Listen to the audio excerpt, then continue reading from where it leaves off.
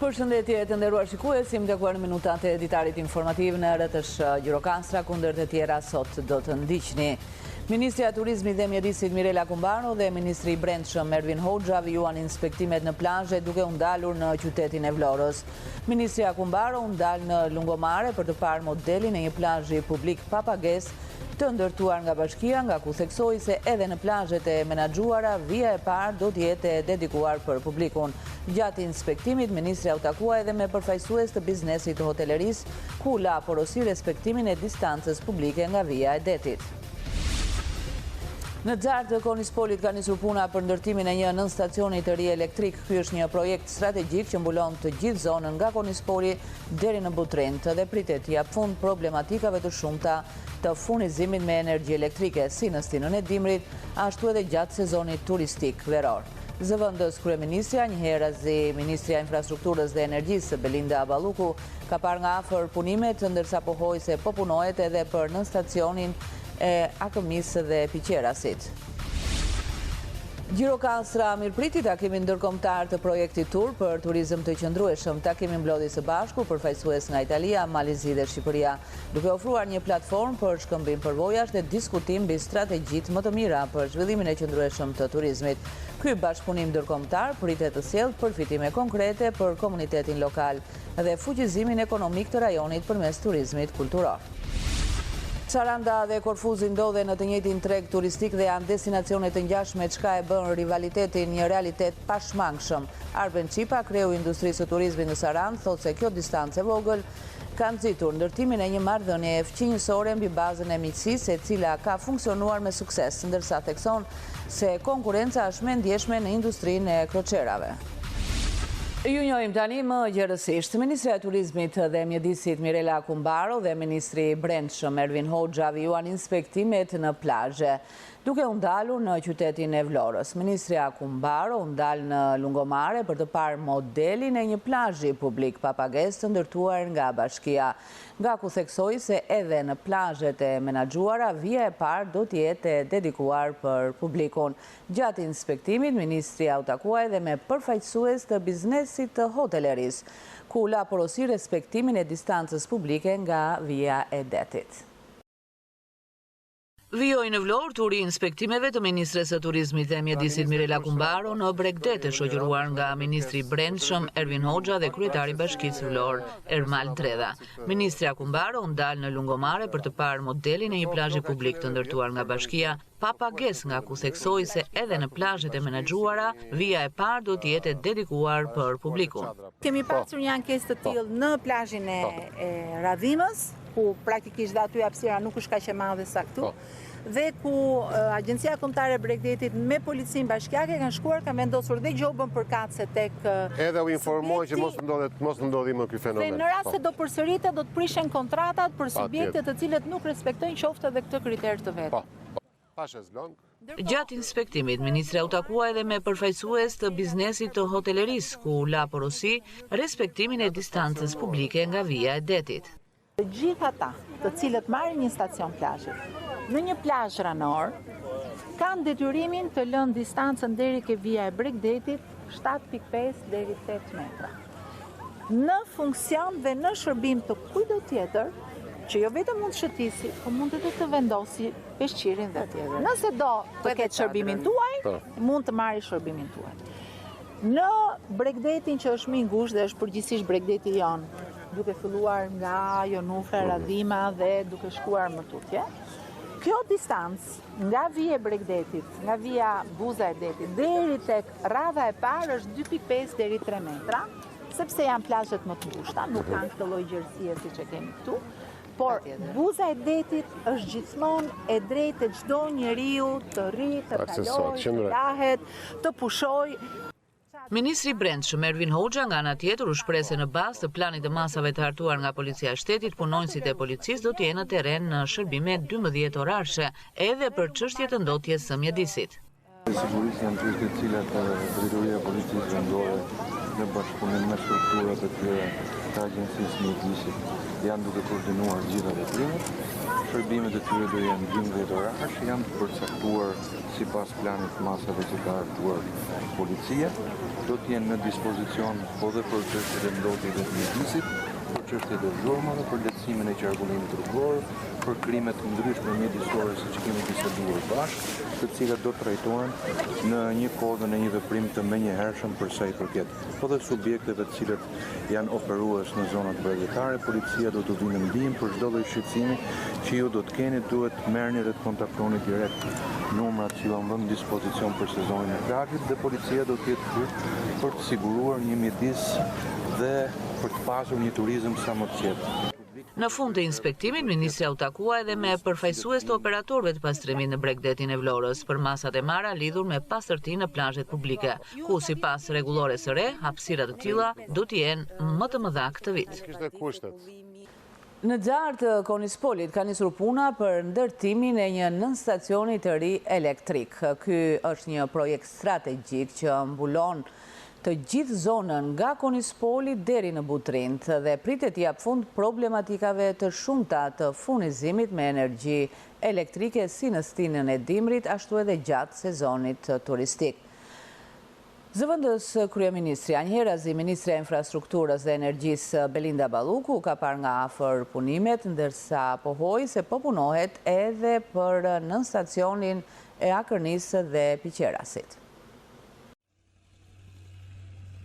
Në Xhar të Sarandës ka nisur puna për ndërtimin e nën stacionit të ri elektrik, i cili do të rrisë sigurinë dhe kapacitetet, duke përmirësuar cilësinë e shërbimit për banorët dhe bizneset e zonës. Ky investim, i cili pritet të jetë gati në muajt e parë të vitit të ardhshëm, i përgjigjet kërkesave të zonës, por edhe zhvillimit të pritshëm të saj në vijim.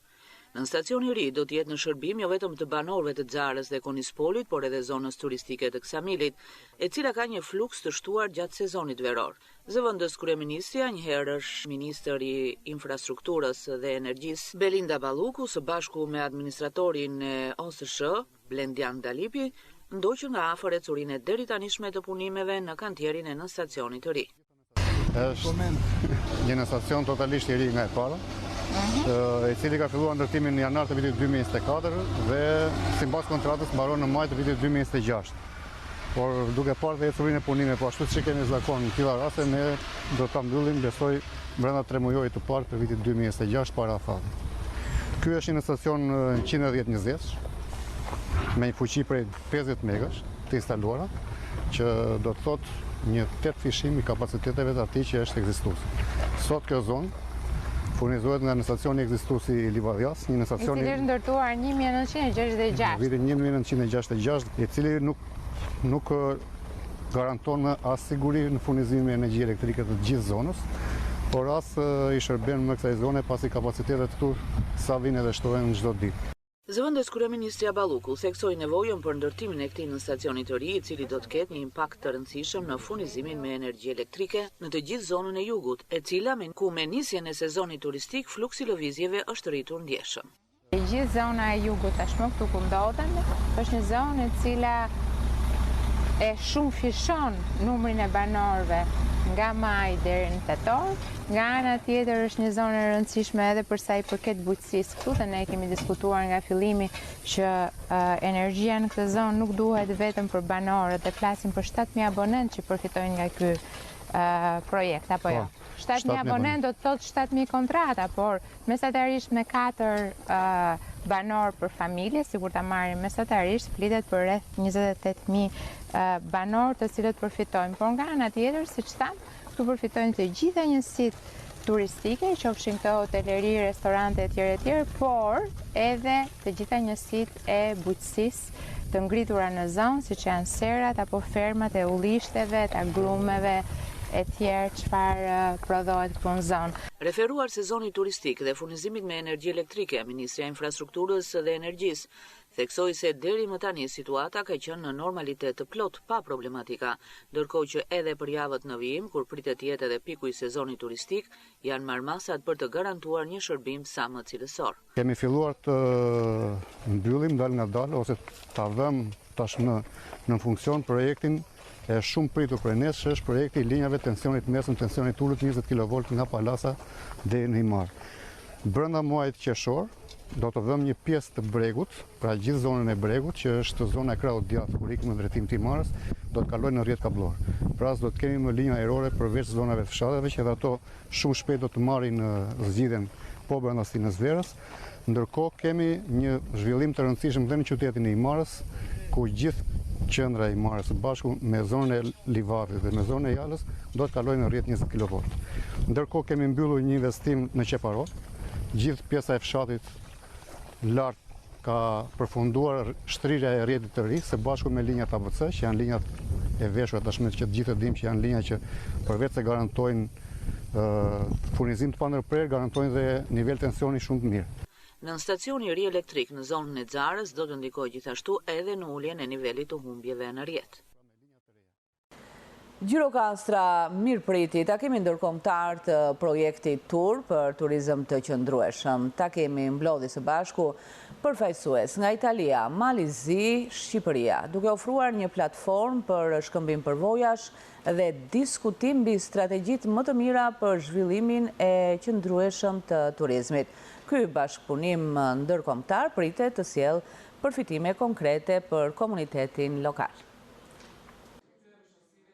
Në Gjirokastër është zhvilluar një takim në kuadër të projektit Tur me qëllim zhvillimin e turizmit të qëndrueshëm dhe forcimin e ndikimit ekonomik që ky sektor mund të ketë në zonat me trashëgimi kulturore. Projekti përfshin bashkëpunimin mes Shqipërisë, Italisë dhe Malit të Zi me Gjirokastrën që shërben si një nga pikat kryesore të zbatimit. Mendoj se takimi sotëm është shumë i nevojshëm për të gjithë operatorët si publik ashtu dhe privat. Mua si operator më shërbeu shumë dhe mendoj se ju si rajoni i Shqipërisë nuk jeni asgjë më pak nga ne në Itali për zhvillimin e turizmit dhe jeni në rrugën e duhur. Ndaj këto bashkëpunime duhet të vazhdojnë për të zhvilluar edhe më shumë turizmin këtu. Drejtori i trashëgimisë kulturore në Gjirokastër, Arben Rexha, theksoi rëndësinë që ka ky projekt për qytetin, jo vetëm në aspektin turistik, por edhe për fuqizimin ekonomik të komunitetit lokal. Këto pronovime që bëjmë ne për qytetin tonë, po e shikoj vetë, duke qenë drejtori i trashëgimisë kulturore në qytet, shikoj rritjen e numrit të turistëve në qytetin e Gjirokastër. Sepse këto jo vetëm takimet, por ne kemi bërë një punë të jashtëzakonshme me simotra tona në gjitha vendet ballkanike evropiane, pse jo edhe në botë. Duke i dhënë imelet tona, duke dhënë çmimet, oraret, hotelet, duke bërë fletpalosje të ndryshme që çdo turist që futet dhe viziton muzet e Gjirokastrës pajishet me një nga këto fletpalosje. Ky bashkëpunim rajonal vjen në një moment kur Gjirokastra po përjeton një rritje të interesit turistik dhe projektet si to ursinojnë të udhëheqin këtë zhvillim me një qasje të qëndrueshme dhe të orientuar drejt së ardhmes. Saranda dhe Korfuzi ndodhen në të njëjtin treg turistik dhe janë destinacione të ngjashme, çka e bën rivalitetin një realitet të pashmangshëm. Arben Qipa, kreu i industrisë turizmit në Sarandë, thotë se kjo distancë e vogël ka nxitur ndërtimin e një marrëdhënie fqinjësore mbi bazën e miqësisë e cila ka funksionuar me sukses, ndërsa thekson se konkurenca është më ndjeshme në industrinë e kroçerave. Largësia me vetëm 17 milje detare me Sarandës dhe Korfuzit shpesh është marrë si avantazh që Saranda të përfitojë nga modeli se si bëhet turizëm atje. Kjo nxitur funksionimin e fqinjësisë si miqësi e cila sipas kreut të industrisë së turizmit Arben Qipa ka funksionuar dhe së bashku janë inicuar ide të reja përballë partnerëve të tretë, të cilët vlerësohen se kanë dhënë impakte jo të vogla. Ka filluar të funksionojë dhe është e paevitueshme. Dhe kjo nuk varet as nga ne, nuk varet as nga Korfuzi. Por, ne të dyja palët në bashkëpunim iniciojmë ide të reja përballë partnerëve tanë të tretë, të cilët kanë dhe burimin e turistit, le themi burimin e vizitorit, dhe në këtë kuadër e kemi parë që ka funksionuar. Tashi, ne nuk presim që ata çdo gjë që disponojnë të na delegojnë ne, po të njëjtin gjë po bëjmë edhe ne, nuk ja delegojmë atyre, por ka alternativa të ndryshme ose alternime, do thoshja më saktë, të cilat funksionojnë për të dyja palët. Dhe tashmë kanë ikur, janë larguar ato dorashka, të cilat ne më para i kemi pasur ose kanë ekzistuar për faktin se jo unë mendoj për Korfuzin ose unë mendoj vetëm për Sarandën. Jo, kjo është shmangur për arsye se vetë industria e shmang dhe e largon këtë gjë. Për këtë ju garantoj, pasi edhe praktikat tona turistike janë ato të cilat funksionojnë tashmë edhe në bashkëpunim me palën e Korfuzit.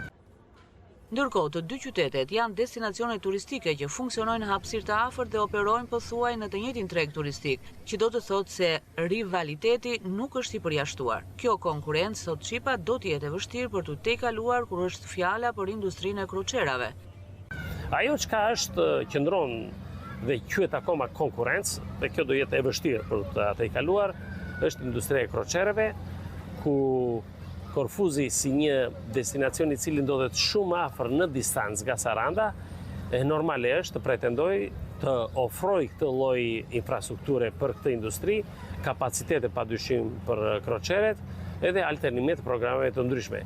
Pra fizikisht, edhe referuar edhe kohës fizike, nuk mund një kroçere të preki edhe Sarandën edhe Korfuzin po brenda një dite, ose një destinacion do të preket, ose tjetri.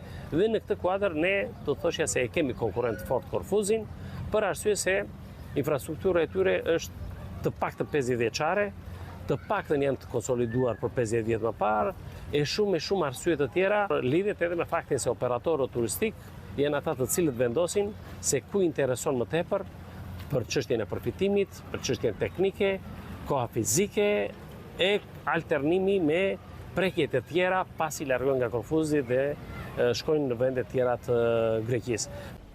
Gjithsesi, afërsia në milje detare mes dy qyteteve ndërkufitare të profilit të lartë turistik mbetet të kthehet në një motivim që bashkëpunimi të reflektojë në adoptimin e mënyrës së funksionimit nga struktura turistike të biznesit dhe ato të qeverisjes vendore të Sarandës. Vlera e euros në tregun valutor shqiptar ka rënë në nivele historikisht të ulta. Ekspertët theksojnë se ky zhvlerësim ndikon negativisht kryesisht tek eksportuesit, të cilët përballen me më pak të ardhura në këmbim të mallrave të eksportuara. Por gjithashtu ndikon edhe në sektorin e turizmit, duke ulur përfitimin nga shërbimet e ofruara për të huajt. Gjatë 2 viteve të fundit, euro ka pësuar një rënje të ndjeshme kundrejt lekut shqiptar. Sipas pedagoges së ekonomisë Antoneta Polo, aktualisht kursi euro-lek po luhatet pra niveleve të ulta, rreth 97-98 lek për euro. Ndërkohë që shtimi i monedhës europiane për shkak të fluksit turistik sjell edhe rënjen e saj gradualisht. Atëherë si po ndikon rënja e euros kryesisht në biznes edhe në turizëm? Atëherë euro vazhdon akoma të bjerë. Pra nuk kemi një të themi të prisnim një rritje të euros për këtë periudhë, por përkundrazi vazhdon të bjerë, ka shkuar diku tek 97-98, pra vazhdon dhe bie dhe pritet që me shtimin e numrit të turistëve kjo euro përsëri ka rrezik që të ulet akoma më shumë vlera e saj. Dhe është e qartë sepse kemi thënë shpesh që shtimi i sasisë së euros në treg ul vlerën e saj. Polo thekson se gjatë kësaj periudhe turizmi po zhvillohet duke bërë të mundur edhe rritjen e numrit të turistëve. Ndërkaq janë rritur edhe remitancat nga emigrantët, por vlera e euros është çdo ditë duke u zhvlerësuar. Është rritur numri i turistëve që vizitojnë Shqipërinë dhe Gjirokastrën në veçanti, dhe si e tillë sasia e euroj që hyn në Shqipëri rritet. Rritet gjithashtu sasia e euroj që hyn nga remitancat, pra nga emigrantët, dhe përpasoj kjo euro zhvlerësohet. Pra me një sasi eurosh tani më të madhe blejnë më pak gjëra. Për të gjithë sektorët që gjenerojnë të ardhura në euro si eksportuesit dhe turizmi, biçmimi i lekut ka krijuar një trysni tepër negative. Ndërkaq, bizneset eksportuese rezultojnë ndër më të dëmtuarat pasi marrin të ardhura në euro, ndërkohë që shumica e shpenzimeve janë në lek. Në Gjirokastër është zhvilluar testimi për lëndën e matematikës, pjesë e provimeve të përfundimit të ciklit 9-vjeçar të studimeve. Provimit ju nështruan 270 nxënës nga shkollat e bashkive Gjirokastër dhe Libohov. Procesi i testimit u zhvillua në 3 qendra, në kushte normale dhe në mbikëqyrjen e strukturave arsimore përkatëse. Si në mbarvendin edhe në Gjirokastër u zhvillua sot provimi i matematikës. Në Gjirokastër këtij provimi u nënshtruan 270 nxënës që këtë vit mësimor përfunduan ciklin 9-vjeçar të studimeve në shkollat e bashkive Gjirokastër dhe Libohov. Në përfundim të testit, ata u shprehën se teza ishte e nivelit mesatar dhe koha 2 orë 30 minuta ishte e mjaftueshme për ta zgjidhur atë. Si shkoi sot provimi i matematikës?